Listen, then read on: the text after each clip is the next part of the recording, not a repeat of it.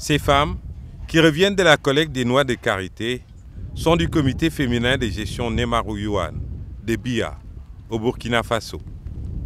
Ici, dans la partie australe du pays, on produit du beurre de karité depuis des générations.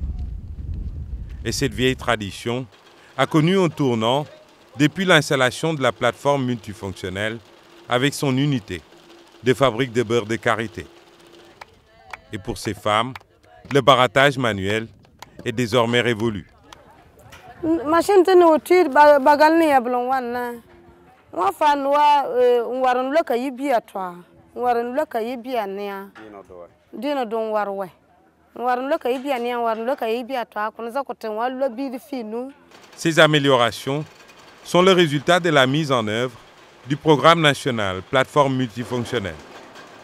Un projet initié par les autorités burkinabées avec le soutien du programme des Nations Unies pour le développement. Le programme Plateforme multifonctionnelle au Burkina Faso est un programme d'abord du gouvernement du Burkina Faso qui a associé le PNUD dans la réalisation de ses objectifs de développement prioritaires que sont les OMD. L'accès aux services énergétiques connaît une application à travers les plateformes multifonctionnelles qui ont démontré qu'effectivement, on peut atteindre un certain nombre d'OMD. Le rôle du PNUD a été précisément d'apporter l'expérience des plateformes multifonctionnelles. C'est justement cet échange d'expérience dans le cadre régional qui a permis au Burkina Faso de bénéficier des acquis du programme Malia. Ils ont tout de suite mis un montant d'à peu près 5 milliards de francs CFA sur une période allant de 2004 à 2008.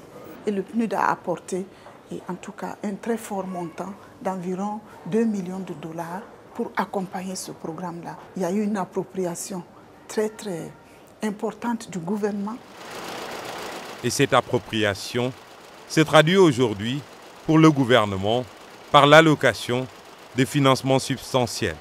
C'est un programme qui est passé de 5 milliards pratiquement à aujourd'hui 25,1 milliards de francs CFA.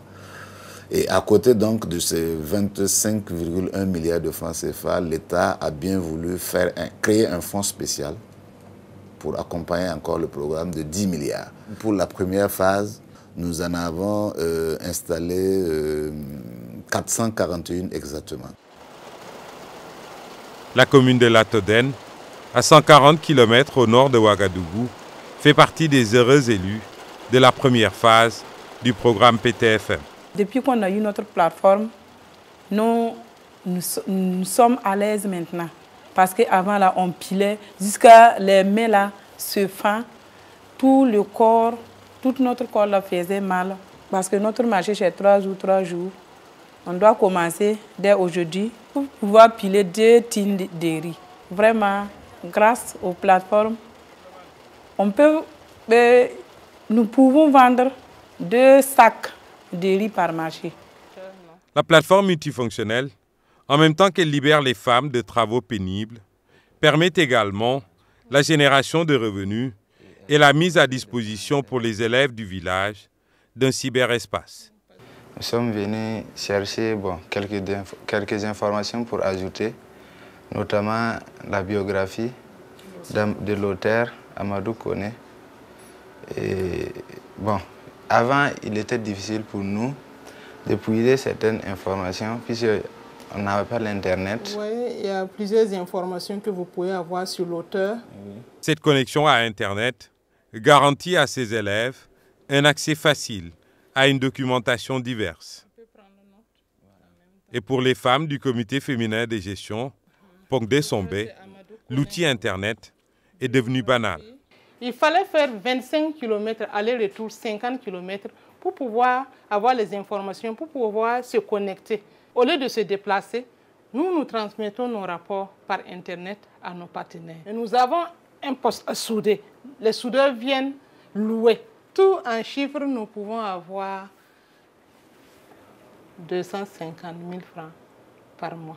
Mais grâce à la plateforme multifonctionnelle, nous avons alimenté notre centre d'alphabétisation en électricité. Et la nuit, les commerçants viennent. À des centaines de kilomètres de là, Beka, village frontalier du Ghana et du Togo. Ici, avec son mini-réseau, la PTFM fournit de l'électricité à l'école et au logement des enseignants. Nous avons la préparation des classes et la nuit, la correction des élèves ou des copies, et ensuite aussi la communication avec les appareils, notamment sur les informations d'actualité. Le mini-réseau électrique dessert également le centre de santé et de promotion sociale qui a dû attendre 4 années après son inauguration pour être approvisionné avec l'installation de la PTFM. Les retombées sont immédiates. Nous-mêmes, pour faire les traitements la nuit, on est obligé d'utiliser des torches ou bien souvent même des bougies ou bien souvent des lampes auparavant pour le faire. Mais actuellement, grâce à la lumière qui est là, alors vraiment, ça nous permet de faciliter, en tout cas, ça facilite le travail. À la maternité, on voit même qu'il y a beaucoup même d'accouchements.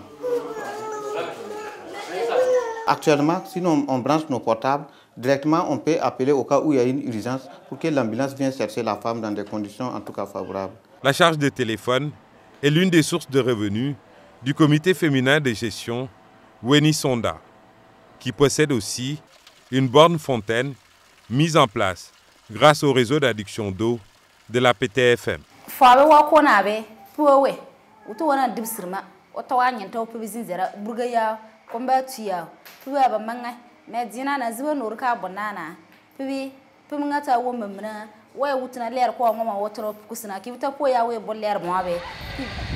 On le voit, la pauvreté a de moins en moins ce visage féminin qu'on lui connaissait en milieu rural, et ceci grâce à la PTFM. Avec leur nouveau pouvoir d'achat, les femmes sont perçues autrement. La plateforme a fait de la femme un leader dans son propre milieu. Maintenant, on n'est plus au rôle social de la plateforme, mais il faut vite partir à un rôle économique. Et dans cette perspective, le Burkina peut compter sur le soutien du Programme des Nations Unies pour le développement. Donc le PNUD entend accompagner le gouvernement, une approche de développement d'entreprises rurales gérées par les femmes qui sont elles-mêmes exploitent directement les plateformes multifonctionnelles, donc de développement de nouveaux marchés, d'identification de filières différentes, enfin en tout cas de diversifier les filières, et puis tout ce qui concerne l'accès à la microfinance, enfin, toute une dynamique de développement économique. Cette nouvelle démarche coïncide avec le lancement de la deuxième phase du programme national PTFM, qui s'étale de 2010 à 2015 avec 1400 plateformes. La particularité de cette deuxième phase est qu'elle s'exécute en étroite collaboration avec les communes, une contribution à l'aménagement du territoire. C'est fort de cette expérience réussie que le Burkina Faso a apporté au Togo son expertise pour le démarrage de sa phase pilote.